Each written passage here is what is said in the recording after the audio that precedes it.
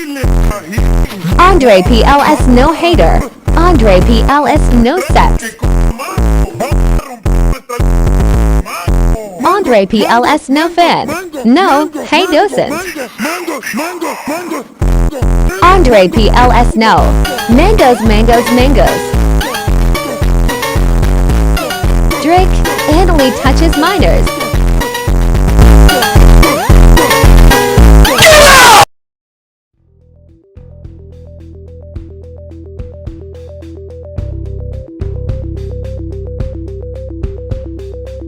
Hello guys. Sorry for that quite special intro I just did. But I was bored, not gonna lie. I bet I am probably gonna end up on Reddit again on r/anti-furry cringe. Or some other subreddit like that. Probably some nasty furry that touches himself will upload that out of context. Anyway. I decided to add text-to-speech to my channel. I don't know if this will last. Don't forget to join my Discord server. Link in bio. Either way. In this video I will show reasons why furries deserve more hate. First of all, furries make an insane amount of porn. I made that clear in my last video about this topic. This video will basically be a better version of that video. Like a part 2 if you think about it. But anyway, as I said, furries make an insane amount of porn. First of all, to prove this, they have websites just for furry NSFW. Other communities don't have that.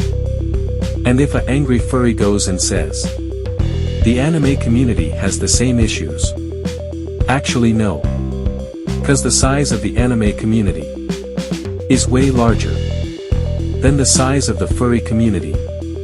And also, anime isn't really a community.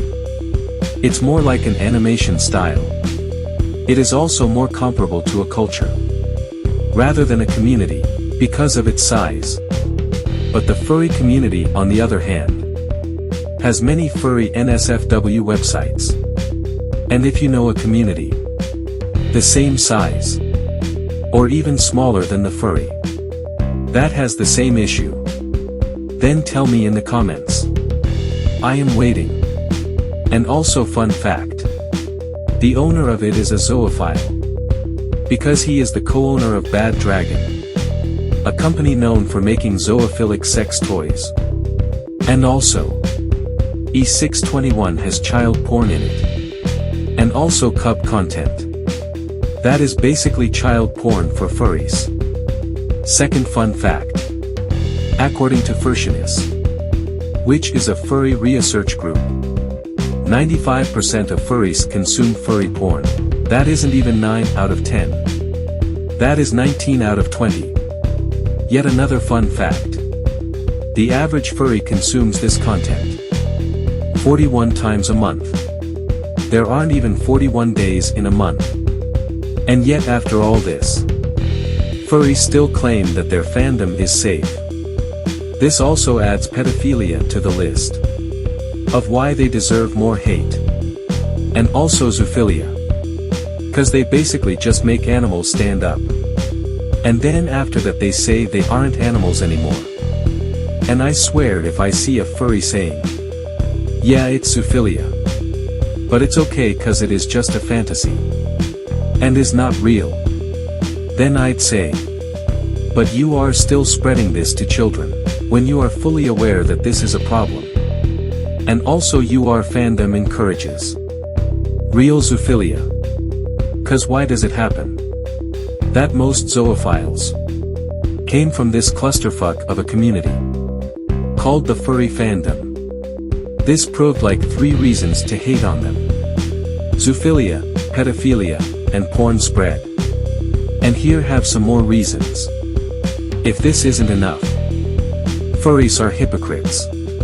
Cause they also say, a few bad apples, when referring to the bad furries. When actually the full quote is, a few bad apples spoil the whole bunch. And also, when furries say that they are cosplayers, they have 2 different definitions. And also furries usually blame most of the bad stuff on the critics. Like the hate they get. They like blaming it on us anti-furries. Also 4E seen individuals say that furries are the nicest community. But this is disproven by this incident that was noted in the anti-furry docs as the following. In Wisconsin, a 14-year-old dies to police after going to a school campus with a pellet gun. This child has expressed severe suicidal tendencies. The same child was following a YouTuber/Twitter user by the name of Ruben Sim. Ruben Sim mostly exposes the bad parts of a popular kids website named Roblox. After furries on Twitter found out that the child had unfortunately passed, Twitter users began making fun and mocking the dead child. And also another quote from the documents, responding to PPL saying that they never seen a bad furry before. Many furries across the internet fail to realize that just because they are a part of the furry community doesn't mean they know more about the fandom than anti-furries. For a comparison, here is an example. A man lives on a beach on the side of the ocean for 2 years, but he cannot go in the water. During this time, a man visits the ocean to study it for 6 months. However, this man can go in the water and explore. After both are finished, they are brought together to see who knows more about the ocean. Who knows more?